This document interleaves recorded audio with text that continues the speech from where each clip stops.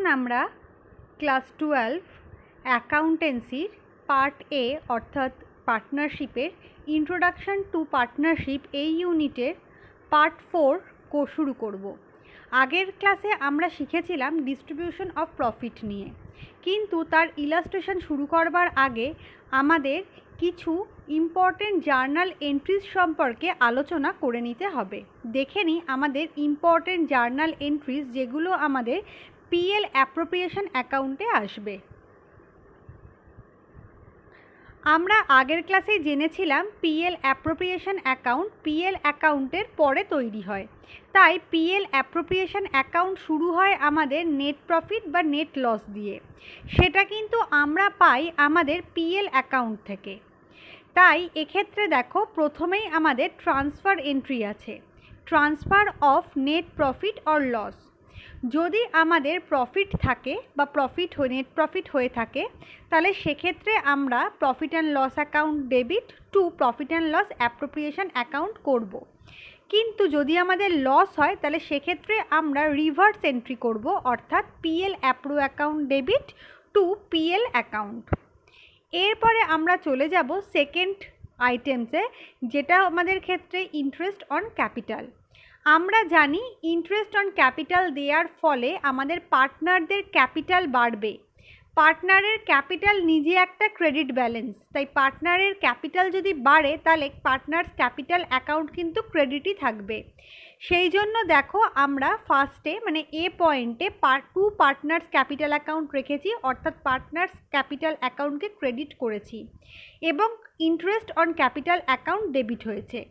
তার ঠিক পরের এন্ট্রি অর্থাৎ বিতে গিয়ে আমরা আমাদের এই যে ইন্টারেস্ট অন ক্যাপিটাল রয়েছে সেই ব্যালেন্সটাকে আমরা প্রফিট অ্যান্ড লস অ্যাপ্রোপ্রিয়েশন অ্যাকাউন্টে ট্রান্সফার করেছি, তাই জন্য আমাদের পিএল অ্যাপ্রো অ্যাকাউন্ট ডেবিট হয়েছে। আগেরটায় যেহেতু interest on capital debit balance ছিল তাই ট্রান্সফার এন্ট্রি হওয়ার জন্য সেটা এবার নিজেই ক্রেডিট ব্যালেন্স হয়ে বসে গেছে। অর্থাৎ তোমরা ঠিক করছো কিনা সেটা কিন্তু আরেকভাবেও চেক করে নিতে পারো। কোনো অ্যাকাউন্ট যখন দুটো অ্যাকাউন্টের মধ্যে ট্রান্সফার হয়ে যায় তখন কিন্তু সেই অ্যাকাউন্টটার এক্সিস্টেন্স আর থাকে না। তাই জন্য দেখো ইন্টারেস্ট অন ক্যাপিটাল ডেবিট হয়েছে, ইন্টারেস্ট অন ক্যাপিটাল ক্রেডিট হয়েছে, অর্থাৎ ইন্টারেস্ট অন ক্যাপিটালটা কিন্তু আর আমাদের কাছে এক্সিস্ট করছে না। নেক্সট আমরা চলে যাব ইন্টারেস্ট অন ড্রয়িংস। যেহেতু ইন্টারেস্ট অন ড্রয়িংস এক্ষেত্রে পার্টনারদেরকে ফার্মকে দিতে হবে, তাই জন্য এর ফলে পার্টনার্স ক্যাপিটাল অ্যাকাউন্ট কিন্তু কমে যাবে। Capital account credit balance, capital account যদি কমে যায় তাহলে সেটা ডেবিট হয়ে যাবে। তাই দেখো আমাদের প্রথম জার্নাল হয়েছে partners capital account debit to interest on drawings. এরপরে ঠিক সিমিলার ওয়েতেই আমাদের ইন্টারেস্ট অন ড্রয়িংস পিএল অ্যাপ্রোতে ট্রান্সফার করতে হবে। যেহেতু ইন্টারেস্ট অন ড্রয়িংস আমাদের ক্রেডিট ব্যালেন্স রয়েছে তাই এটা যখন ট্রান্সফার করব তখন এটা ডেবিট হয়ে যাবে। তাই আমরা পাবো interest on drawings account debit to profit and loss appropriation account. কেন এগুলো পিএল অ্যাপ্রো অ্যাকাউন্টে ট্রান্সফার হচ্ছে সেগুলো নিয়ে কিন্তু আমরা আগের ক্লাসেই আলোচনা করেছিলাম। নেক্সট দেখো পার্টনার স্যালারি। পার্টনারদের যদি স্যালারি দিই তাহলে পার্টনারদের ক্যাপিটাল বাড়বে, তাই জন্য এখানে পার্টনার্স ক্যাপিটাল অ্যাকাউন্ট ক্রেডিট হয়েছে এবং পার্টনার স্যালারি ডেবিট হয়েছে। এরপরে আমরা এই স্যালারিকেই পিএল অ্যাপ্রো অ্যাকাউন্টে ট্রান্সফার করব। স্যালারি যেহেতু প্রথমে ডেবিট ব্যালেন্স ছিল তাই সেটাকে আমাকে যখন ট্রান্সফার করব ক্রেডিট করতে হবে, তাই PL appro account debit to partner salary.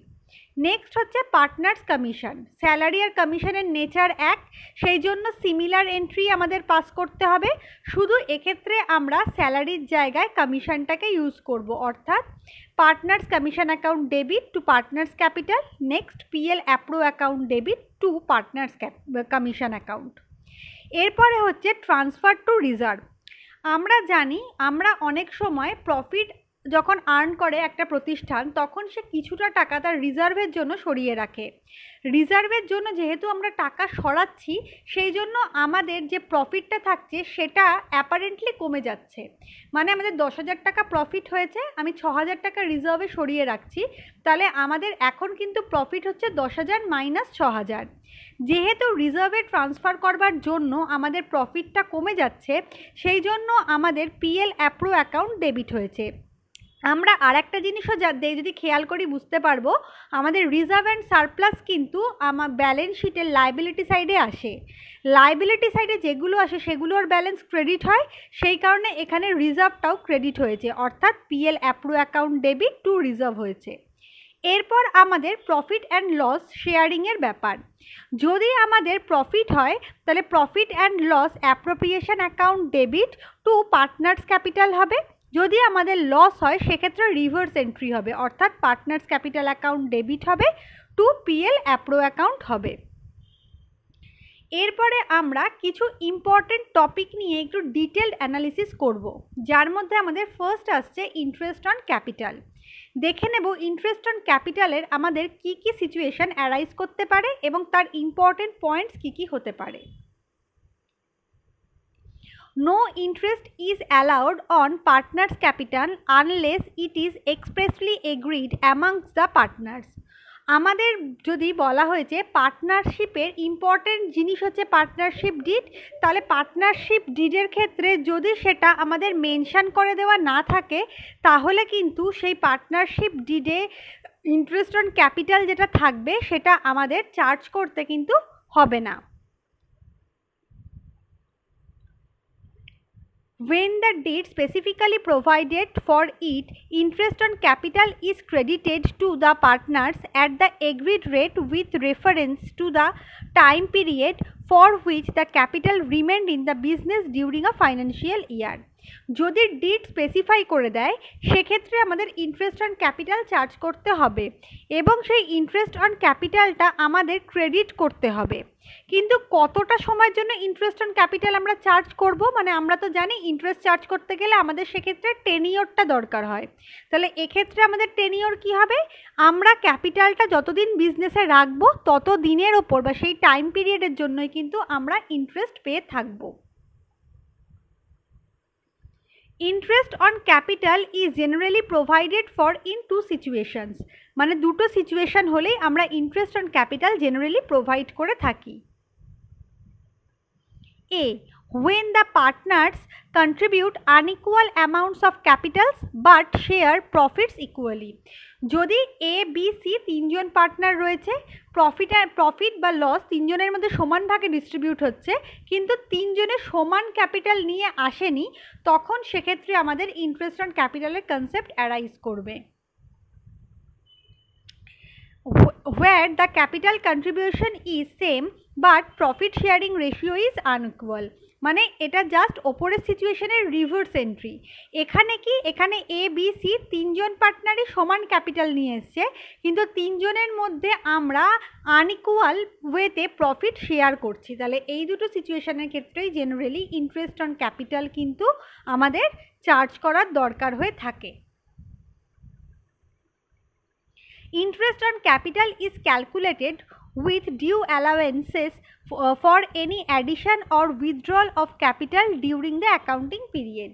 অর্থাৎ ইন্টারেস্ট অন ক্যাপিটাল যখন আমরা চার্জ করব তখন কিন্তু আমাদের কোনো ফার্দার ইন্ট্রোডাকশন বা উইথড্রল অফ ক্যাপিটাল যদি হয়ে থাকে সেই স্পেসিফিক অ্যাকাউন্টিং পিরিয়ডে সেটাকেও আমাদের কাউন্টে আনতে হবে। When there are both addition and withdrawal of capital by the partners during a financial year, the interest on capital is calculated as follows, মানে আমাদের যদি অ্যাডিশন এবং উইথড্রল দুটোই হয়ে থাকে তাহলে সেক্ষেত্রে আমাদের কিন্তু নিচের ভাবে ইন্টারেস্ট অন ক্যাপিটালটা চার্জ করতে হবে। On the opening balance of the capital account of the partners, যখন আমরা ওপেনিং ব্যালেন্সটাকে চার্জ করে থাকবো, ওপেনিং ব্যালেন্সের ওপর ইন্টারেস্ট চার্জ করব, তখন আমরা কি করব, interest is calculated for the whole year, আমরা পুরো বছরের ওপরেই ইন্টারেস্টটা চার্জ করব। ওপেনিং ব্যালেন্স যেটা থাকবে তার ওপর আমরা পুরো বছরের ইন্টারেস্ট চার্জ করব। On the additional capital brought in by the partner during the year, যদি কোনো অ্যাডিশনাল ক্যাপিটাল পার্টনাররা নিয়ে আসে সেই স্পেসিফিক অ্যাকাউন্টিং পিরিয়ডে। Interest is calculated from the date of introduction of additional capital to the last day of the financial year. মানে যদি আমাদের অ্যাডিশনাল ক্যাপিটাল নিয়ে আসা হয় তাহলে সেক্ষেত্রে আমরা ইন্টারেস্ট চার্জ করব কবে, যে ডেট থেকে আমরা সেই ফার্দার ক্যাপিটালটাকে বিজনেসে নিয়ে আসছি সেদিন থেকে সেই ফাইন্যান্সিয়াল ইয়ারের লাস্ট ডেট অবধি। In case of withdrawal of capital by any partner during the year, যদি ক্যাপিটাল উইথড্রল হয়ে থাকে পার্টনারদের দ্বারা কোনো পার্টিকুলার ইয়ারে, তাহলে সেক্ষেত্রে আমরা কি করব, interest on opening capital from the beginning of the year till the date of capital withdrawn and then on the reduced capital for the remaining time period। তাহলে সেক্ষেত্রে আমরা কি করব, আমরা যে দিন আমরা উইথড্রল করব আমাদের ফিনান্সিয়াল ইয়ার স্টার্টিংয়ের দিন থেকে সেই দিন অবধি আমাদের ইন্টারেস্ট চার্জ করতে হবে পুরো ক্যাপিটালটার ওপরেই। তারপরে আমাদের যখন ক্যাপিটাল উইথড্র হয়ে যাবে তারপর থেকে সেই অ্যামাউন্টটাকে লেস করে তার ওপর ইন্টারেস্ট চার্জ করতে হবে। আমরা একটা উদাহরণ দিলে তোমাদের কাছে হয়তো বিষয়টা ক্লিয়ার হবে।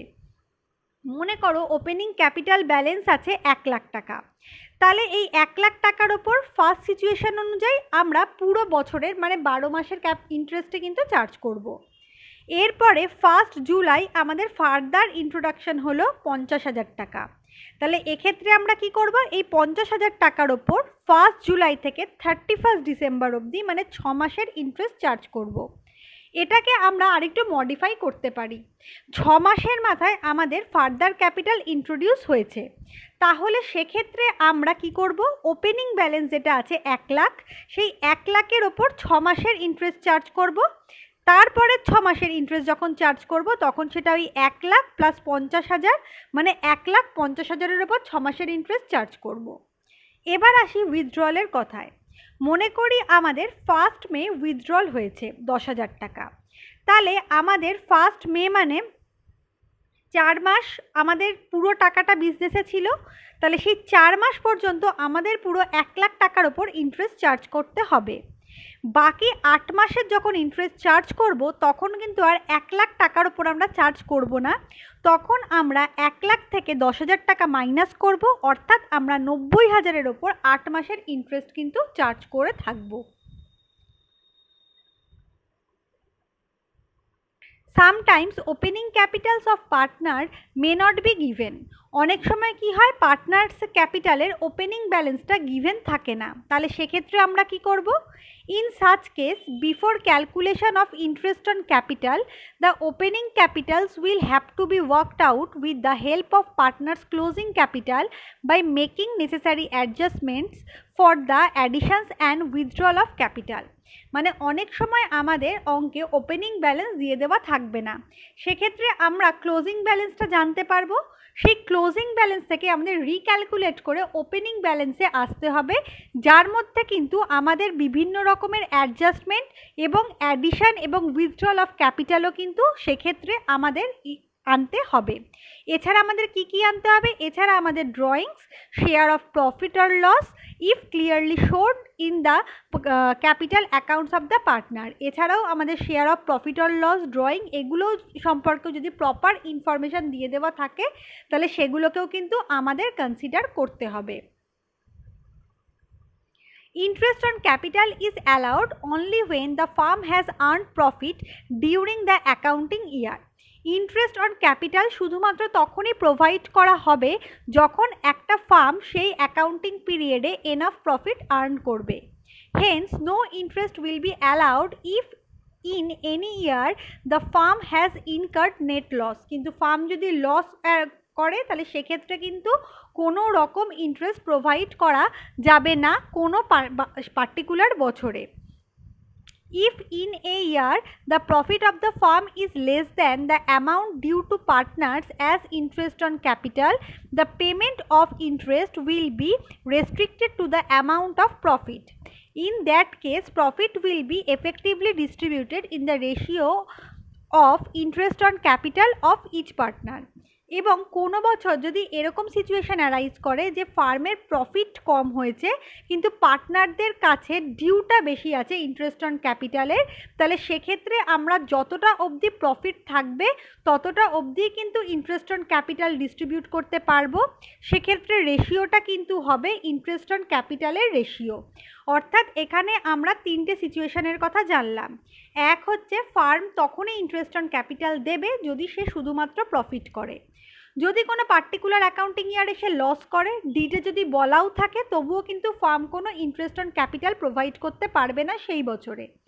এবং যদি এরকম সিচুয়েশান হয় যে ফার্ম প্রফিট আর্ন করছে কিন্তু সেই প্রফিটের থেকে ইন্টারেস্ট অন ক্যাপিটালের অ্যামাউন্টটা বেশি পার্টনারদের ক্ষেত্রে, তাহলে শুধুমাত্র ওই প্রফিট অবধি কিন্তু আমাদের ফার্মের টাকাটা সেটা ডিস্ট্রিবিউট করা যাবে এবং সেক্ষেত্রে রেশিও কিন্তু ইন্টারেস্ট অন ক্যাপিটালেরই রেশিও হবে। এখানে দেখো যেহেতু বলা হয়েছে যে লস হলে farm interest on capital provide করতে পারবে না, সেই জন্যই কিন্তু এটা অ্যাপোর্শনমেন্ট অফ প্রফিট এবং এই জন্যই এটা কিন্তু পিএল অ্যাপ্রোপ্রিয়েশন এই অ্যাকাউন্টে এসে থাকে। এবার আমরা চলে যাব ইন্টারেস্ট অন ড্রয়িংসে। The partnership agreement may also provide for charging of interest on money withdrawn out of the firm by the partners for their personal use. যদি কোনো পার্টনার ব্যবসা থেকে তার নিজের পার্সোনাল ইউজের জন্য কিছু টাকা তুলে থাকে, তাহলে সেক্ষেত্রে কিন্তু পার্টনারশিপ এগ্রিমেন্টে যদি মেনশন থাকে তাহলে ইন্টারেস্ট অন ড্রয়িংস কিন্তু চার্জ করতে হয়। No interest is charged on the drawing if there is no express agreement among the partners about it. কিন্তু যদি এগ্রিমেন্ট সাইলেন্ট থাকে সেক্ষেত্রে কিন্তু কোনো ইন্টারেস্ট অন ড্রয়িংস চার্জ করা যাবে না। However, if the partnership deed so provides for all, the interest is charged at an agreed rate for the period for which drawings have been made remained outstanding from the partners during an accounting year. কিন্তু partnership ডিডে যদি বলা থাকে তাহলে interest charge করা যাবে একটা agreed রেটে। কোন পিরিয়ডের জন্য? যে পিরিয়ডটুকুর জন্য পার্টনাররা ড্রয়িং করে থাকবে সেই পিরিয়ডটুকুর জন্য। মানে তারা যদি 6 মাসের জন্য ড্রয়িং করে তাহলে সেক্ষেত্রে আমাদের ইন্টারেস্ট অন ড্রয়িং চার্জ হবে শুধুমাত্র 6 মাসের জন্যই। Charging interest on drawings discourages excessive amount of drawings by the partners. এই ইন্টারেস্ট অন ড্রয়িংস ফার্মের ক্ষেত্রে ইনকাম কিন্তু পার্টনার্সদের ক্ষেত্রে এক্সপেন্সেস। তাই ইন্টারেস্ট অন ড্রয়িংস যদি চার্জ করা হয় তাহলে প্রয়োজনের থেকে বেশি টাকা কখনোই পার্টনাররা তুলবে না, কারণ সেটা তাদের ক্ষেত্রে এক্সপেন্সেস হচ্ছে যা তাদের ক্যাপিটালের অ্যামাউন্টকে কমিয়ে দিচ্ছে। When dates of withdrawal are not specified, কিন্তু যদি কখন উইথড্র করছে সেটা আমাদের বলে দেওয়া না থাকে। When the total amount withdrawn is given but dates of withdrawals are not specified, it is assumed that the amount was withdrawn evenly throughout the year. যদি আমাদের পুরো অ্যামাউন্ট কতটা উইথড্র হয়েছে বলে দেওয়া থাকে কিন্তু কোন ডেটে সেটা উইথড্রল হয়েছে সেটা বলে দেওয়া না থাকে, তাহলে এটা সবসময় ধরে নিতে হয় যে সারা বছর ধরে ইভেনলি অ্যামাউন্টটা উইথড্র হয়েছে। For calculation of interest, the period would be taken as 6 months, which is the average period assuming the amount is withdrawn evenly in the middle of the month throughout the year. তাহলে এক্ষেত্রে আমরা যখন interest charge করব সেই ক্ষেত্রে আমাদেরকে time পিরিয়ডটা 6 মাস নিতে হবে, কারণ আমরা জানি 12 মাসের অ্যাভারেজ করলে আমরা 6 মাসই পাবো। তাহলেই এটা বোঝা যাবে যে টাকাটা ইভেনলি তোলা হয়েছে এবং মিডল অফ দ্য মান্থ করে তোলা হয়েছে।